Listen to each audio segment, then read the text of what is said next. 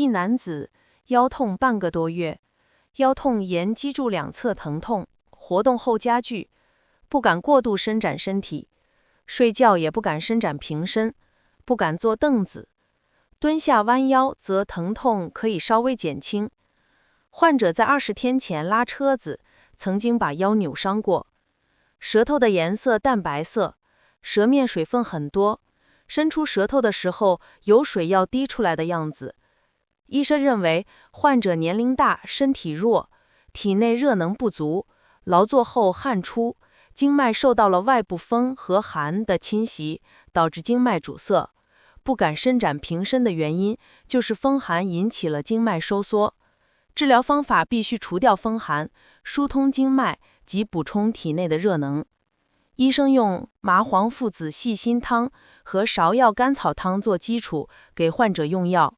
处方是麻黄10克，炙附子15克鲜竹，细辛10克，赤芍30克，白芍30克，炙甘草30克。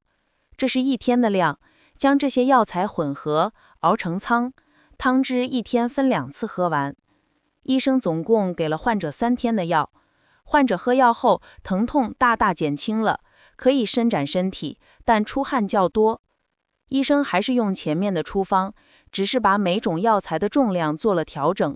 处方是麻黄6克，炙附子20克鲜竹，细辛10克，赤芍60克，白芍60克，炙甘草30克。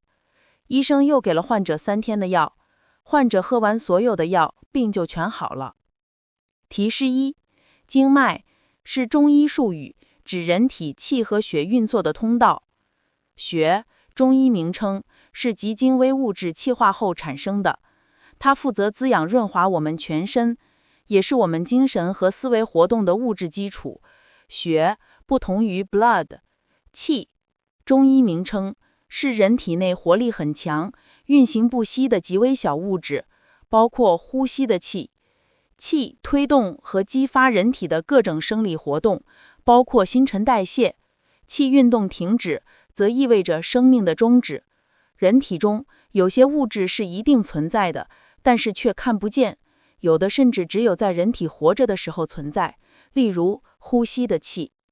提示2：麻黄附子细辛汤、芍药甘草汤是古代经典草药处方名称。思考1：医生说不敢伸展平身的原因就是风寒引起了经脉收缩，病因是否可以再细分呢？